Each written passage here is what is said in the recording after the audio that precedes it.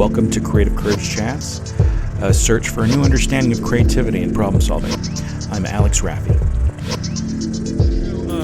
Hi, everybody. Back to another Creative Courage Chat. I'm Alex Raffi. I'm a partner and creative director at Managed Communications and the author of Creative Courage.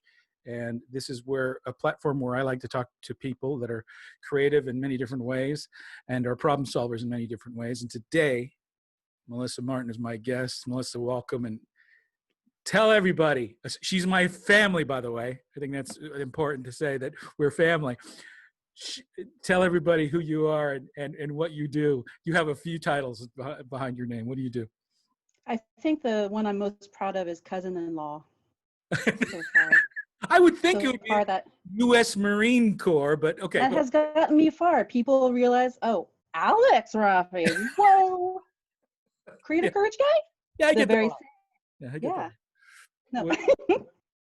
Yeah, but thank you for asking me about this time. This is really cool. I appreciate it. About me, I'm all over the place, Alex. Let's just say you dabbled in politics. You environmentalism is a huge advocacy for environmentalism is huge for you. Big thing for me. Yeah. Do you want which version of this would you like? I want backstory. Give me, well, this is an initial, just let people know a little bit about yourself. Okay. Born and raised in Florida. Didn't realize I was going to have a military career until I was looking into colleges. And I was like, Naval Academy sounds interesting.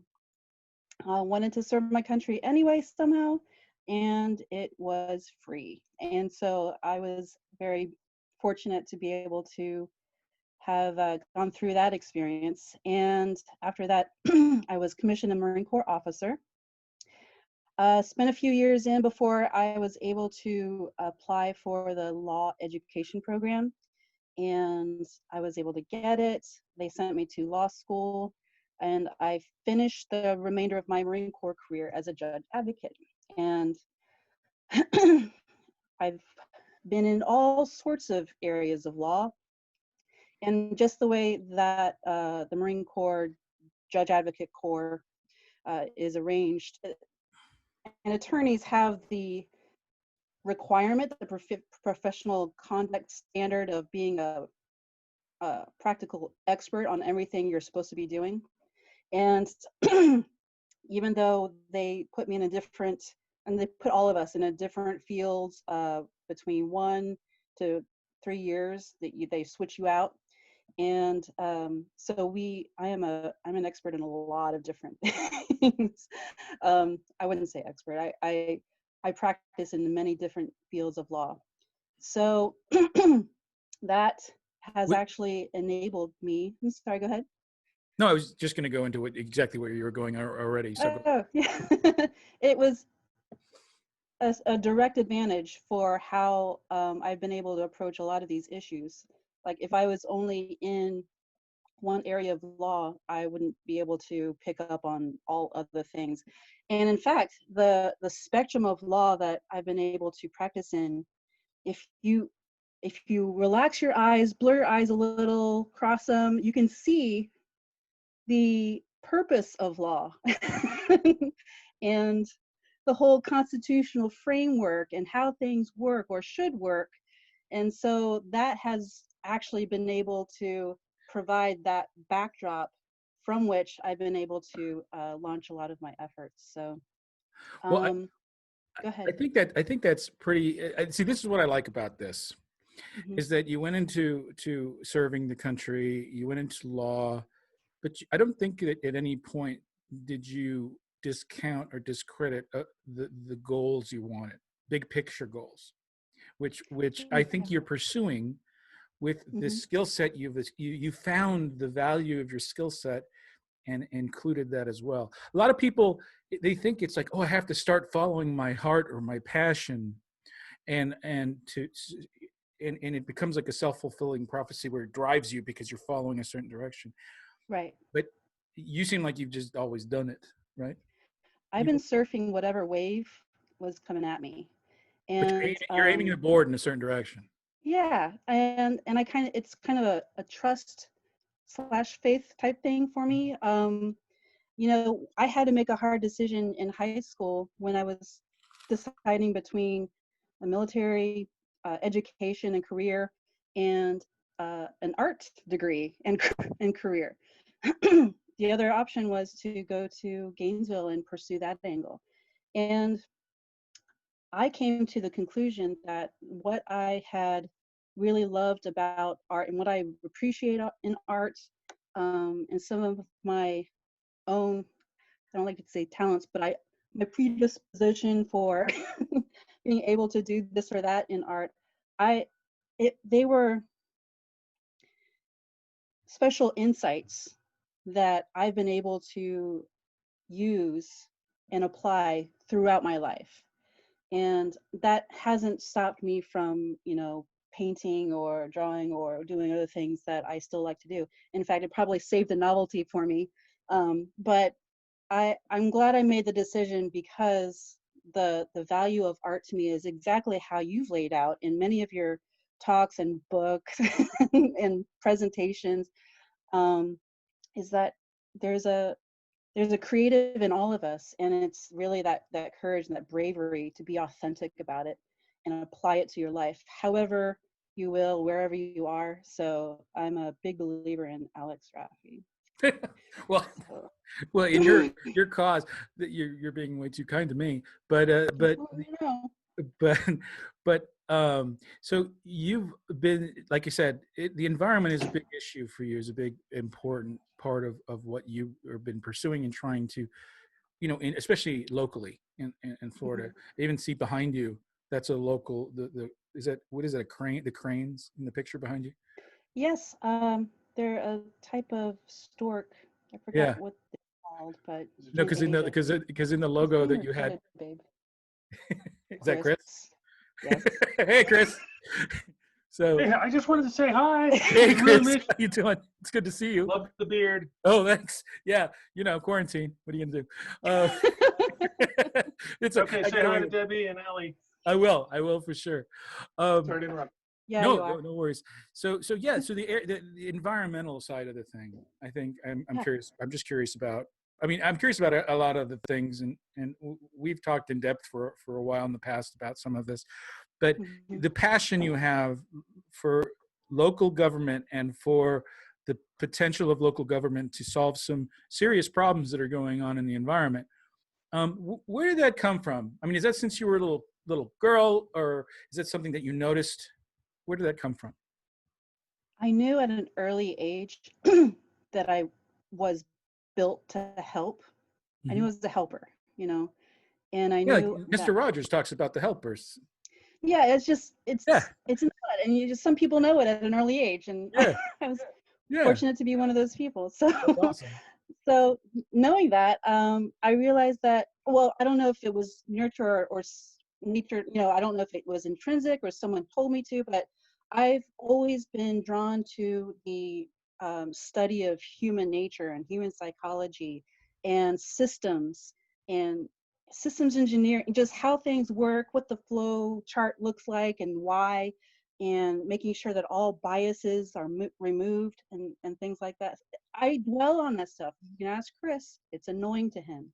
But when I'm looking off into the window, those are the things that concern me. And the environment is a huge one because it's one step outside of our human egocentric system.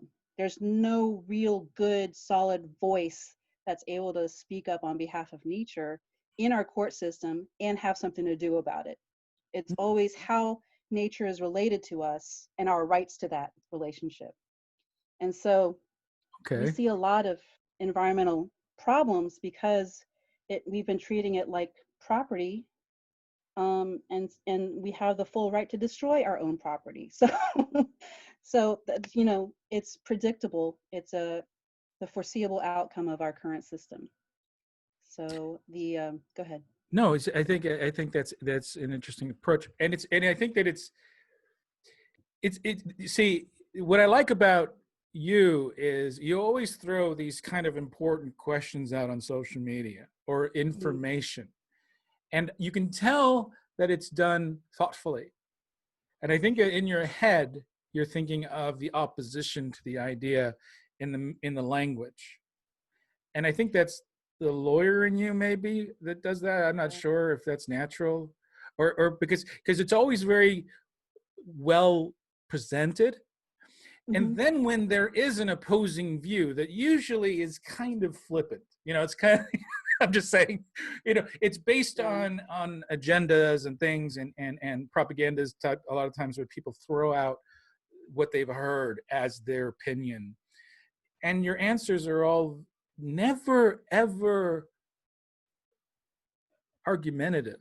They're informative and they're thoughtful. And I've always been super impressed by that. I think of everybody I've literally known, you are one of the better people to discuss things with, because you never come from it from a place of anger or agitation. Where does that come from? Because it's so not common. It's not common. But what is the intent there? I'm saying something, and I'm pretty sure it seems obvious to you. Duh, Alex. I think it needs to be said, though, and I'm asking you, why?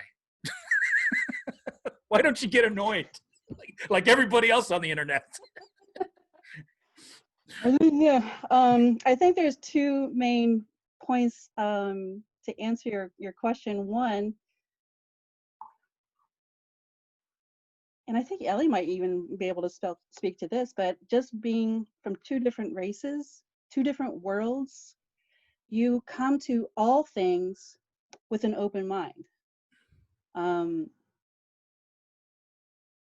I think that has helped me a lot in just life, in to not necessarily remaining neutral on all things, but to approach it knowing that there are multiple sides to any particular issue, and to try to figure out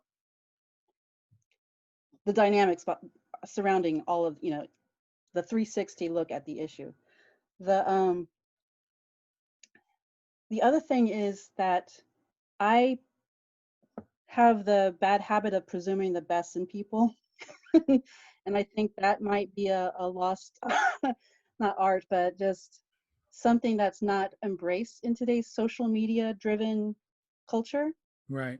And what's been useful, and I think there has been some skills that I developed over my time in practice, but I think that if you assume and presume the very best intentions in other people, you get to the heart of the matter much more quickly, and you can base your question or your statement in the form of a question right at the heart of why we're here or why we're doing this, the why, the central why. And it would be difficult for them to dance around that. They have to admit that, yes, I'm a fellow human, you're a fellow human. These are our shared needs. These are our shared values objectively. And from there, we can have that conversation. So it's kind of controlling the conversation itself by assuming they care that you're a human or they, things like that. Right. I think that's really important, because a lot of times, because we're talking about finding actual solutions that both sides work on, that both sides of opposing views work together. This is what's supposed to happen in Congress, by the way. And this is what frustrates me about Congress, if you don't mind me saying, is that it's set up as a system of debate, and that's a contest. That doesn't really result in a solution. That results in a victory, which is, they're two different things. Right. Either one side wins or the other side wins. Where is what you're talking about? This is what I would like to see. Yeah, I know it's complicated, and I know everybody needs to play by the same game, right? You can't be the only one doing this. And that's why you have to go into it with the assumption. And I think that in the manner in your language, there's an ask in the methodology of your language that you're cluing them in. I'm being civilized to you right now. There are 1,000 things I can say that I heard other people on my side of the argument say that belittle you and your ideas. I'm going to avoid all of those. And I'm going to speak to you just in terms of something that's relatable, right? It is a waste of time unless we try to make these bridges, not because we're compromising on the issues, but to remind ourselves that it takes an all of us solution. And right now, we can't get to the all of us part, so we can't get to the solutions. We're living it right now. Right. And, you know, and this isn't, by the way, this isn't a call to, I don't want anybody to misunderstand me here. This isn't a call from saying all lives matter as opposed to Black Lives Matter. That's not what I'm talking about. Oh, right. I think that's a misunderstanding. Saying all lives matter is a misunderstanding of the larger problem. So I totally against that and everything, and that's not what we're talking about. I just don't want to be misconstrued. I think that there's a level of empathy necessary on both sides to understand what is happening, the reasons for the problem. Right. And that isn't a, that's the thing is nowadays, if you show a slight hint that you're on one side of a thing, people just assume you're all in and they attach you to all of the stuff. And that's not a good way to go. Science doesn't work this way, right? So science doesn't work that way. Science, it takes all of that away and it works on data and information and it tests it and it never assumes it's right. It just sits there and it finds a solution based on failure. You know what I mean? Yes. And nobody wants to be a failure. No. And that's, I think, key. I think that science can explain what's going on with, you know, the tribalism and the natural reaction humans have when they're in an environment stoked with fear and anger. We're on limbic mode. We're just on limbic mode. And what's easiest is to divide quickly and categorize people, stereotype people, generalize, you know, because that's how we're built. That's how we're designed. Mm-hmm. In moments of threatening situations, we have to act quickly and we have to get out of there or kill, you know. So it's I don't want to say it was an intended manipulation of our society, but it has rolled out to be very advantageous to certain agendas. And the only way, in my mind, and I've, again, dwelled on this for a long time, is to provide these bridges as a forcing function to break up, or at least degrade these tribalism barriers. And I've seen that, I've seen good results so far. My friends who know me, who are on the other side of the aisle, you know, are much more quiet.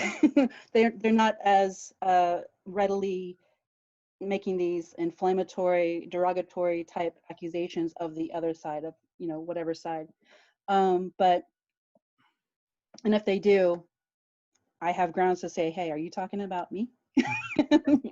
And so it's those bridges that are necessary to not only subdue, ideally mute the rhetoric, but it's the connections that need to be reestablished in our communities, especially, so we can start talking about problems again and solutions, because that doesn't happen until this happens. So it's lineal in that end. That, you know, it's funny because everything you said just now is logical and makes sense and is fantastic. And all I can think of is like, wow, how do we get there? How do we get to where people want to get there? But tell you what, don't say anything because I'm supposed to now go by a new format according to people that work for me. They said, we got to make these shorter. They go too long. So I'm going to stay tuned for the answer to life's meaning. Part 2. So I'm going to split this into 2 segments. So that's kind of so watch the second one and I'm going to continue the conversation. Okay.